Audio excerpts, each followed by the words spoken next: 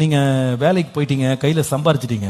என்ன 20 வருஷமா நீங்க படிக்கிறதுக்கு உங்க ஃபீஸ்ல இருந்து, உங்க ட்ரெஸ்ல இருந்து, சாப்பாட்டுல இருந்து, தங்குறதுல இருந்து எல்லாம் 100% ஸ்பான்சர்ஷிப் வந்து அப்பா அம்மா தான். இப்ப வேலைக்கு போயிட்டேன், அப்பா அம்மா தானே. ஒரு 10 ரூபாய் கொடுக்கணும்னு மனசு வர மாட்டேங்குது பாருங்களேன். அந்த அப்பா வந்து அம்மா அப்பா எப்படி இருக்கீங்க, அம்மா எப்படி இருக்கீங்க விசாரிக்க மனசு வர மாட்டேங்குது பாருங்களேன்.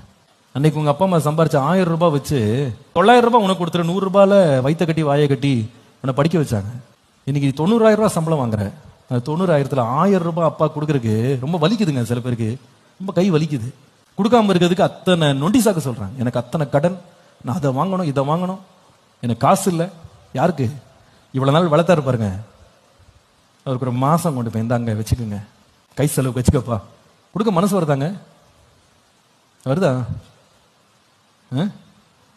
இல்ல கொடுங்கன்னு சொல்லி மனைவியும் சொல்றாள, கொடுத்துறாத, போட்டெல்லாம் கொடுத்துட கூடாது. அவங்ககிட்டயா போய் 1000 ரூபாய் கொடுத்த, ஐயோ அப்படின்னு அவ வேகுறா. கொடுக்க முடியலங்க, மனசு வரல.